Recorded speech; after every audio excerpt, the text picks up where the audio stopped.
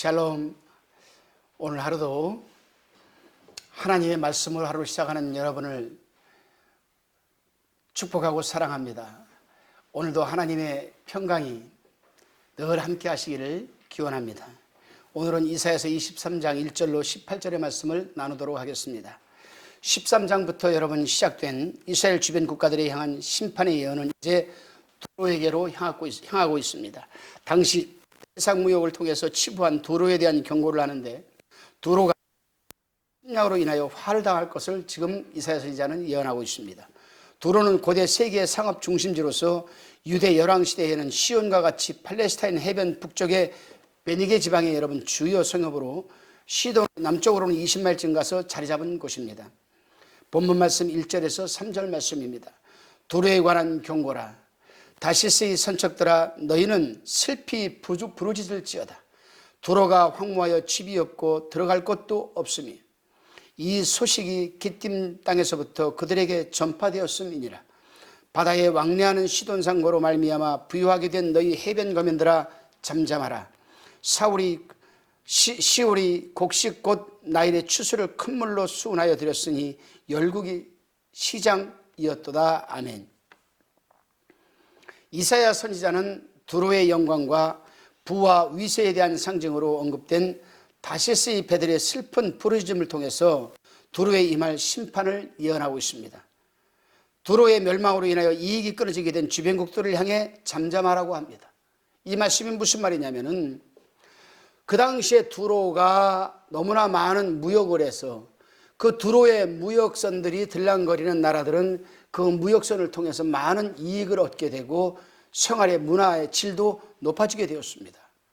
그런데 이제 두로가 망하게 되었으니까 너희 주변국들은 그러한 문화적 혜택을 누리지 못하고 이익도 이제 누리지 못하게 되니까 슬피 울으라는 겁니다. 슬피 울으라. 저는 이 말씀을 묵상하면서 참 많은 것을 깨달았습니다, 여러분. 그렇습니다. 사람은 물질이 있을 때는 웃지만 그것이 없어질 때에는 탄식하게 되는 겁니다. 그러기에 하나님의 사람들은 세상에서 부귀와 영화를 누릴 수 있도록 더욱 주의해서 우리는 하나님만을 섬겨야 됩니다.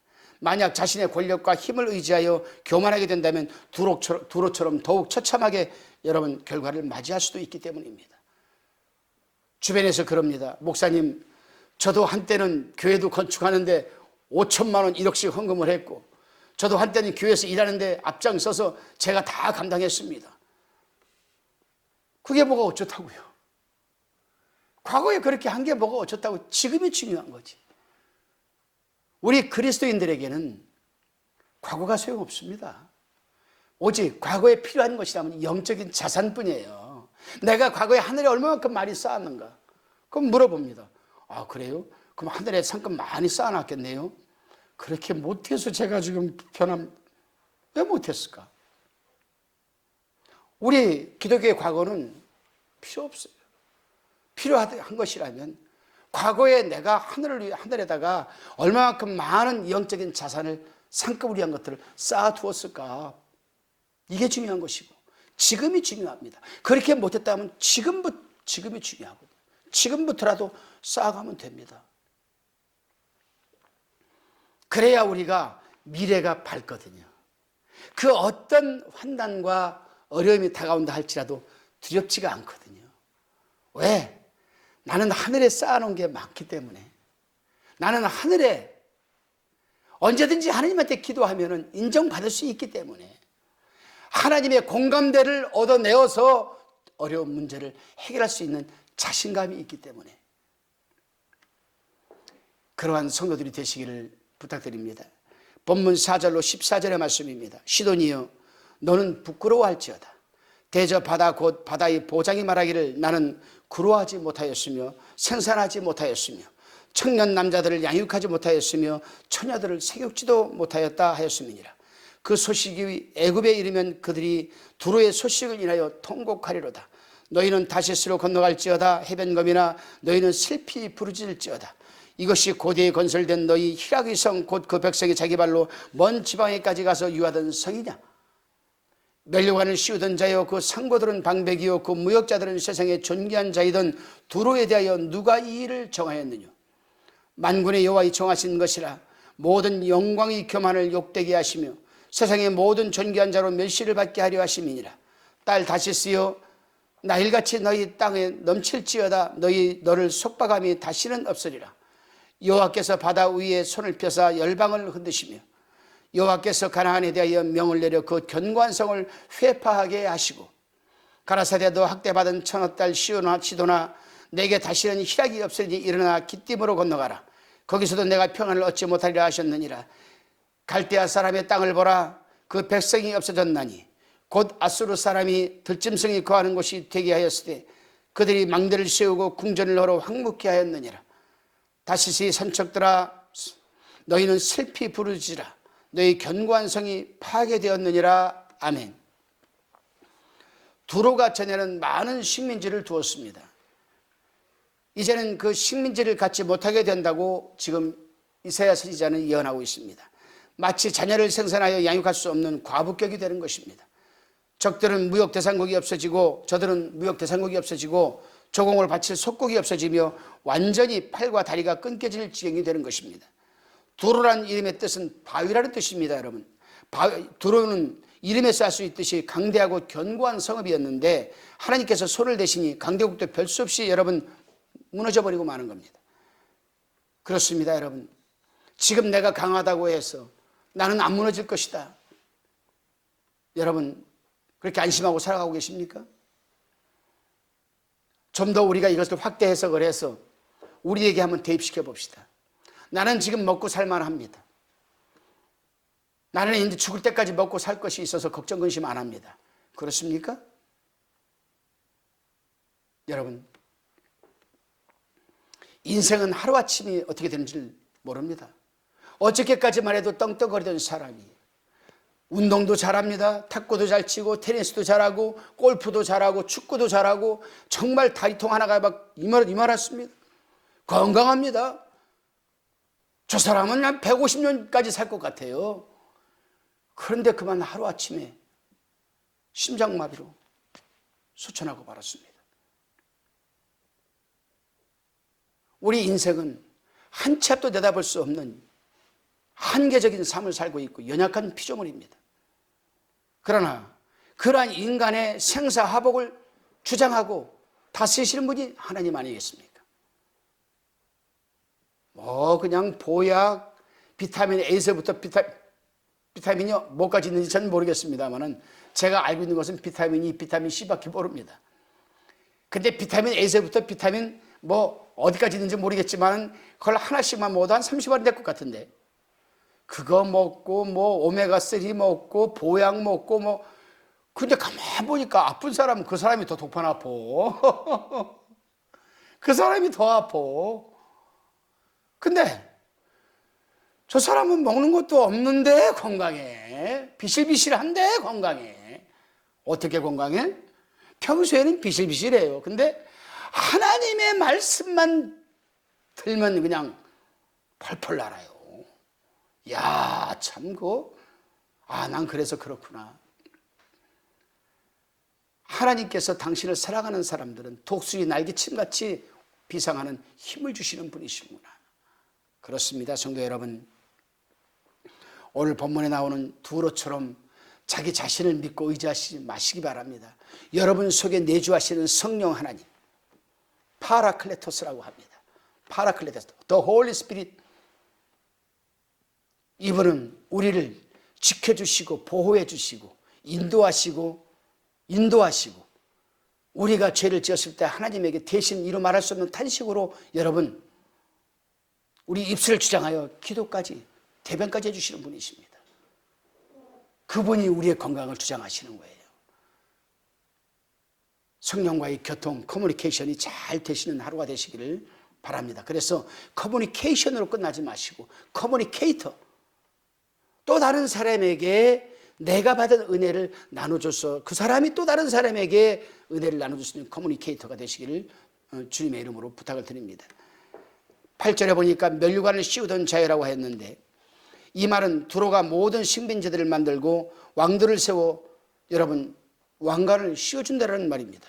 누가 이 일을 정하겠느냐? 하나님이 반문하고 계십니다. 네가 힘이 있어서 다른 나라를 식민지로 만들고 네가 왕을 세워서 왕관을 씌워주는 것, 그것도 내가 간섭하는 것이다라는 것이죠. 그것도 내가 간섭하는 것이다. 세계적으로 강한 두로를 멸망시키기로 작정한 사람이 바로 하나님이다. 네가 그렇게 하지 않았느냐. 네가 힘없는 나라를 침공을 해서 식민지로 삼고 그 나라 사람 중에 왕을 네 마음대로 뽑아서 왕관을 씌워준 것처럼 내가 이제 너를 멸망시키겠다라는 겁니다. 참 무서운 말이죠. 우리는 우리 옛 속담에 그런 말이 있습니다. 말로 주고 되로 받는다. 줄 때는 말로 줬는데 받을 때는 되로 받아. 근데 이 말을 내가 곰곰이 한번 생각을 해봤어요. 이 말씀을 묵상을 하면서 그렇다. 말로 내가 줄 때에는 내 이름으로 주는 것이 아니고 하나님의 이름으로 주자. 그리고 되로 받지 않아도 감사하자. 되로 받지 않아도 감사하자. 그저 하늘의 영적인 자산 상급으로 쌓아놓는 걸로 만족하자. 이 세상에서의 보상은 생각하지 말자. 요거 이렇게 생각하니까 또 참 마음이 편하더라고요. 얼마나 편한지 몰라요. 뿅 해가지고 말입니다. 어머 새끼 내가 사과 하나 줬는데 귤도 하나 안 주고 앉아있어. 요거 참 요거 생각하면 생각해서 복잡하거든요. 나는 남한테 베풀기 싫으면서 남의 거 먹는 거는 1등이요 선수요. 인마이 포켓, 핸드백 포켓, 안방 포켓 막 집어넣고 그냥 막 먹고 집에 가서는 어떻게 해요? 탈이 나는 거야. 그런 반면에 어떤 사람들을 보게 되면은 어떡하니 좀 섬기려고. 내가 무엇으로 섬길 수 있을까? 보상이라고는 그 사람들이 맛있게 먹어주는 거 바라보는 게 보상이야. 야, 요거. 이런 걸 하나님이 기뻐하시는 거거든요. 요게 바로 하늘의 영적인 자산으로 바로 적립이 되는 거거든요. 적금 들어가는 거예요. 적금 들어가는 거. 여러분 오늘 하루도 여러분 내가 사과 줬는데 저놈은 나한테 귤도 하나 안 주네 생각하지 마세요. 내가 사과 줬으면은 맛있게 먹는 걸로 만족하세요. 보상 바라지 마세요. 그러는 순간 여러분 하늘의 영적인 자산이 1포인트 쌓입니다. 50포인트만 되면 그때부터 쓸 수 있거든요. 50포인트까지가 문제지. 오늘부터 우리 있죠? 한 50포인트만 쌉시다. 그러면 여러분 정말 떳떳하고 당당하게 하나님 앞에 기도할 때도 기도가 당당하게 나오고, 내가 어려움에 처했을 때 두 손 불끈 쥐고 하나님, 내가 하나님을 위해서 영적인 자산을 이렇게 쌓아뒀는데 좀 꺼내 씁시다. 하나님하고 한번 줄다리기 해보세요. 하나님 감동하지 않을 수 없습니다. 공감하지 않을 수 없습니다. Yes, 오케이, 써라. 너 50포인트 쌌지? 200포인트 주겠다. 야, 요거. 요런 신앙생활하는 맛이 좀 있어야지. 요런 맛이 좀 있어야 신앙생활 좀 재미있지 않겠어요? 그런 하루가 되시기를 바랍니다. 이제 두로의 자랑은 욕이 되고 말았습니다. 그 존귀는 멸시가 되고 말았습니다. 두로가 멸망하게 된 원인은 9절에서 말하고 있습니다. 그들의 죄는 교만과 우상숭배와 사치와 음란한 여러분 죄 등입니다. 그렇습니다. 우리 하나님의 사람들은 하나님께서 복을 주셔서 부유하게 되면 사치보다는 검소한 생활로, 교만보다는 겸손한 자세로, 음란한 생활보다는 정결함으로 오직 하나님의 영광을 위해서 살아가야 되는 줄을 믿습니다. 본문 15절 18절 말씀입니다. 그날부터 두로가 한 왕의 연한같이 70년을 잊어버림이 되었다가 70년이 필한 후에 두로는 기생노래의 뜻같이 될 것이라. 잊어버림 바 되었던 기생노여, 수금을 가지고 성읍에 두루행하며 기묘한 곡조로 많은 노래를 불러서 너를 다시 기억하게 하라 하였느니라. 70년이 필한 후에 여호와께서 두로를 권고하시리니 그가 다시 취리하여 지면에 있는 열왕과 음란을 행할 것이며 그 무역한 것과 이익을 거룩히 여호와께 돌리고 간직하거나 쌓아두지 아니하리니 그 무역한 것이 여호와 앞에 거하는 자의 배불리 먹고 먹을 자료 또한 잘 입을 자료가 되리라. 아멘. 여기서는 두로가 심판을 받았다가 다시 회복하는 것에 대한 예언을 하고 있습니다. 갈대아 사람, 즉 바벨론의 손에 의해 멸망당한 두로는 그 후 70년 만에 다시 회복되어 이전과 같이 지중해 해상 무역을 통해서 큰 이익을 얻게 될 것이라고 예언을 하고 있습니다. 그러나 여기 묘사된 두로의 회복은 그리 긍정적인 의미만은 아닙니다. 이사야는 회복된 두로가 마치 열왕을 호리는 기생처럼 세상 열방과 짝하여 음란하게 행할 것을 지적을 합니다. 즉 회복된 두로가 마치 열방을 호리는 기생처럼 세상 열방과 짝하여 음란하게 행한다는 의미입니다. 그러나 두로는 무역을 통해 얻은 상품과 이익 중 일부를 여호와께 드릴 것이라고 합니다. 그 이유는 열국에 대한 하나님의 심판을 통해 하나님께서 인류 역사를 주장하시며 또한 심판하신다는 사실을 누구보다도 자신들이 체험을 했기 때문에 그렇습니다. 그런데요, 여기서 우리가 한번 묵상해 볼 말씀이 있습니다. 그렇구나. 하나님께 예물을 드리고 하나님을 섬기면서 세상과 짝하고 있는 부분을 우리가 어떻게 받아들여야 될까? 오늘날은 우리가 그러지 않을까? 그런데요, 가만히 생각하면 너무나 많은 거예요. 아니, 손가락에 꼽아도 이거 저 문제가 있는 건데 꼽을 수가 없어요. 너무 많아가지고. 예를 들어서 오늘 한 교회를 생각하면 누구 이럴 줄 알았더니 갑자기 그냥 다두다다두다두 막 나누는 거예요. 그냥 그래요. 하나님을 섬기고 11조도 드리고 감사의 물도 드리고 생계의 물도 드리고 새벽기도 참석하고 수요예배 참석하고 철회 때 나와서 눈물 헛물 걸리면서 부르짖고 주일날 거룩하게 예배를 드리는데 왜 어떻게 저 사람은 세상을 그렇게 빠져나오지 못할까? 한 발은 세상, 한 발은 하나님. 이스라엘 백성들이 했던 똑같은 모습이거든요. 성경을 보게 되면 이스라엘 백성들이 하나님의 성전을 중심으로서 한 번도 게을러 본 적 없습니다. 그럼에도 불구하고 또 반면에 그들이 우상을 섬기는 데도 게을르지 않았어요. 이걸 어떻게 우리가 한번 이해를 할 수가 있을까? 다 먹고 입고 마시는 물질 때문에 그렇게 됐습니다. 왜요? 한번 생각해 봅시다. 애굽에서 70년 동안 종살이 하다가 가나안 땅에 들어왔는데 가나안 땅에 들어와서 가만 보니까 이 가나안 7족속들이 살아가는 모습 보니까 저렇게 편안할 수가 없거든. 자기들은 양 몇 마리를 가지고 온 산을 헤집고 다니면서 온 시냇가 개울가를 찾아다니면서 먼지덩이 뒤집어 씌고 들에서 자고 먹고 마시면서 양털 조금 얻어내고 양젖 조금 얻어내는데 저놈도 가만 보니까 소 한 마리에다가 뭐 쟁기를 갖다가 뒤에다 달고서 오야 오호 왔다 갔다 가을에 그냥 막 그냥 쏟아지네. 저거 한번 해볼 만하다. 직업을 바꿔버리고 유목민에서 농업인으로 바꾸자. 그런데 문제는 거기에 함정이 있었던 거예요. 함정이. 하나님은 이것을 알고 너희는 가나안 땅에 들어가면 조심할 부분을 두 직물로 짠 옷을 입지 말라고 분명히 경고를 했습니다. 그런데 가나안 쌀 7족속들은 섬기는 신들이 있어요. 대표적인 신이 바로 바알과 아세라입니다. 바알은 우상은 남자의 그 성기가 모습입니다. 성기 모습. 아세라 여성은 풍만한 여성의 가슴을 의미합니다. 다시 말하면 그들은 남과 여자가 농경신이 합하게 되면은 풍성한 농산물을 만들게 된다. 그래서 그들은 파종할 때가 되면 봄에 이제 씨를 뿌리고 파종할 때가 되면은 그들은 제단을 만들어 놓고 남창과 여창이 그 자리에서 서로가 음란한 짓을 행위를 합니다. 그걸 섬겨야만 농사가 잘 되거든. 그러니까 이스라엘 백성들이 우리가 마음만 하나님 안 떠나면 되지. 중심만 잡으면 되는겨. 아는 건 백점이요. 중심만 안 떠나면 돼요. 괜찮아? 이래가지고 섬기게 됐어요. 농사를 짓습니다. 이때로부터 그들은 걷잡을 수 없이 무너지게 됩니다. 걷잡을 수 없이. 유일신 여호와에서 이방신까지 끌어들여 왔습니다. 이젠 다신론적인 삶을 살기 시작한 거죠.